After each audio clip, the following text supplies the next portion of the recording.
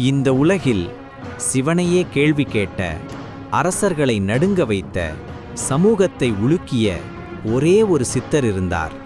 அவர் பெயர் சிவவாக்கியர். அந்த காலத்தில் கோவில்கள், சடங்குகள், மூடநம்பிக்கைகள்தான் மக்களின் வாழ்க்கை.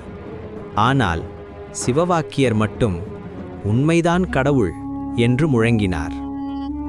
ஒரு நாள் நடுத்தெருவில் நின்று அவர் கேட்ட கேள்வி, கல்லில் கடவுளிருந்தால் மனிதன் ஏன் கண்ணீரோடு இருக்க வேண்டும்?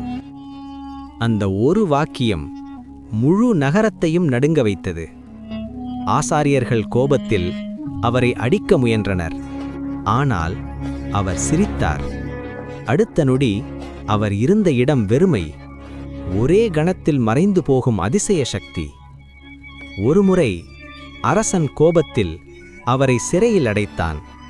இருள் சூழ்ந்த சிறை, இரும்புக் கதவுகள், கனமான சங்கிலிகள். ஆனால் நள்ளிரவில் ஒரு பெரும் ஒளி. சங்கிலிகள் உடைந்தன, கதவுகள் தானாகத் திறந்தன.